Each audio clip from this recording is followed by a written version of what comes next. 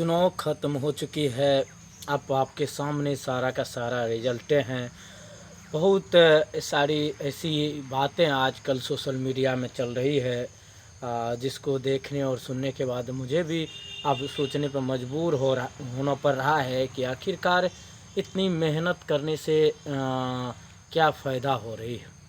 समाज सेवा दिन रात एक करके जनताओं के न्याय के लिए, उनके अधिकार के लिए, हक के लिए जब लड़ाई आप सड़कों पर लड़ते हैं और जब चुनाव की बारी आती है तो आपको सीधे तौर पर दरकिनार कर दिया जाता है।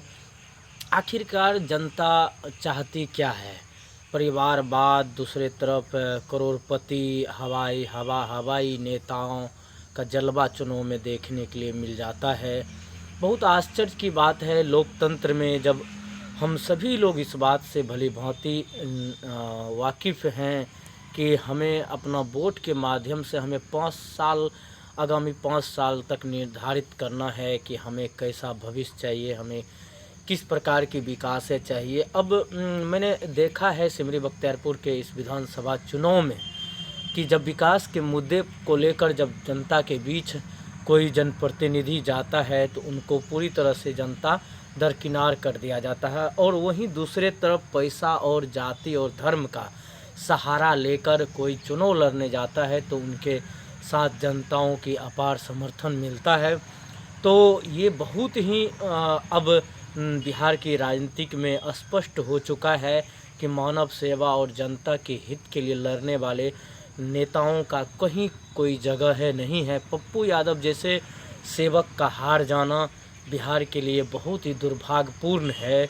जबकि जन अधिकार पार्टी के सिमरी बख्तियारपुर से उम्मीदवार चुनाव लड़ रहे थे, जो विकास 11 महीना के विकास का मजदूरी मांग रहे थे, जब ऐसे उम्मीदवार को यहाँ से हरा दिया जाता है तो मुझे लगता है ऐसे राजनीतिक पे से विश्वास उठना तय है।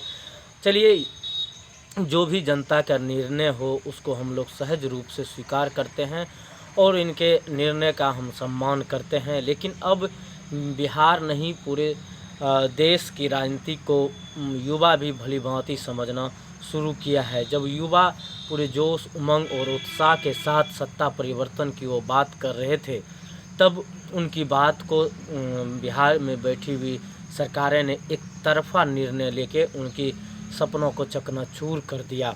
हम लोग भी चाहते थे कि सत्ता परिवर्तन हो, 15 साल बनाम 15 साल की सत्ता को सभी लोगों ने देखा भी, हमने भी 15 साल की सत्ता को देखा है।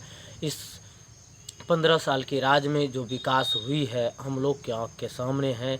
आज भी हम लोग अपना हक, अधिकार और न्याय के लिए रोड पे लड़ रहे हैं। छात्र, नौजवान रोजगार के लिए तरस रहे हैं। पलायन का दिन प्रतिदिन बढ़ते जा रहा है। किसान आत्महत्या करने पर मजबूर हो रही है। वंचित समाज के लोग के साथ दिन प्रतिदिन अन्याय हो रही है। वहीं दूसरी तरफ ऐसे माफिया टाइप के लोग जो हमेशा से राजनीतिक में अपनी दबदबाएँ बना के रखी हैं, वो लोगों का आज भी वर्चस्व स्थापित है। वो लोग हमेशा से राजनीति को अपने अनुसार से मोड़ते आए। सिमरी बख्तियारपुर की राजनीति को हम लोगों ने भी देखा। हमें वो बात बार बार याद आ रही है कि जब भी राजनीतिक आती है तमाम चीज़ों को लोग भूल जाते हैं, और एट द टाइम जो उस समय की घटनाएं होती है, उस समय की जो माहौलें होती हैं, उसमें सभी लोग भूल जाते हैं। उसमें सभी लोग उसमें एक प्रकार से अपने आप को शामिल कर लेते हैं और तमाम चीज़ों को दरकिनार कर लेते हैं। आज मैं उन तमाम लोगों से पूछना चाहता हूँ, क्या हुआ सत्ता परिवर्तन का? आपका तो सपना चकनाचूर हो गया। मैं बार बार इस बात का जिक्र कर रहा था कि तेजस्वी यादव मुख्यमंत्री बनने वाले नहीं हैं, क्योंकि जब तक नीतीश कुमार इस बिहार में है वो दूसरे किसी को भी सत्ता में बैठने नहीं देना चाहेंगे। और ऐसे लोगों से भी मैं बार बार अपील आज भी इस वीडियो के माध्यम से कर रहा हूँ कि आप होश में आइए। परिवारवाद को आप ख़त्म कीजिए। दादा को भी हम लोगों ने देखा, बाप को देखे, बेटा को देखें, फिर पोता को देखेंगे। आखिरकार ये कब तक चलता रहेगा? क्यों ना तीसरे व्यक्ति को हम लोग बैठावे। तीसरा व्यक्ति में आप भी शामिल थे, हम भी शामिल थे, कोई और शामिल था। अब बाहरी को स्वीकार नहीं करते, स्थानीय को स्वीकार कर सकते थे। आखिरकार क्या हो गया आपको? कल आपके पेट में दर्द होगा, हॉस्पिटल में आपकी माँ बहन आपकी बेटियां तड़पेगी, थाना में आपके साथ न्याय नहीं होगा, ब्लॉक में आपको कोई पदाधिकारी नहीं सुनेगा, तो क्या आप ऐसे जनप्रतिनिधि को बुला के वहाँ पे उनकी अपनी समस्या रख सकते हैं? नहीं रख सकते हैं। और मेरे जो उस दिन से मन में ये बातें चल रही है, और मुझे तो लगता है कि ऐसे ऐसे राजनीति को छोड़ देनी चाहिए। झूठ मूठ का अपनी करियर को इसमें बर्बाद जो कर रहे हैं। अब मुझे आत्मचिंतन की ज़रूरतें हैं। चलिए, जिसको जैसी निर्णय लेने का रहता है वो ले रहे हैं। वो भले अपने अनुसार से नहीं ले रहे हों, दूसरे की बातों में आ जाते हैं, दूसरे के जोश में वो खो जाते हैं, दूसरे के बातों में गुमराह हो जाते हैं। जबकि इसी बात को तो हम लोग हमेशा से जागरूकता फैलाते आ रहे थे कि इतनी मेहनत करने के बावजूद आज पैसे वाले सत्ता पे बैठ जाते हैं। आज जिनके पास लाखों रुपया करोड़ों रुपया पैसा होते हैं, वो कुर्सी को हासिल कर लेते हैं। तो खैर, जब ऐसे लोगों की ही बारी है तो हम लोगों से उम्मीदें अब ख़त्म कर लेनी चाहिए।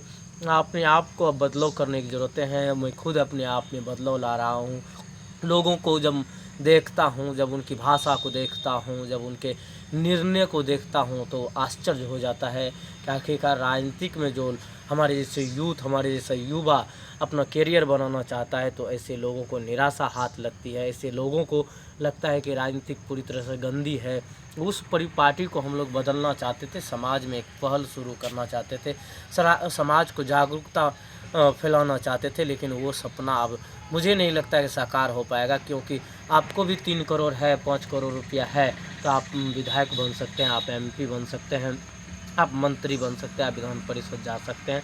लेकिन हमारे जैसे यूथ जो है, हमारे जैसे युवा अब राजनीतिक में फिट नहीं बैठ रहा है। तो आखिरकार युवाओं को एक बार सोचना चाहिए, एक बार चिंतन करना चाहिए।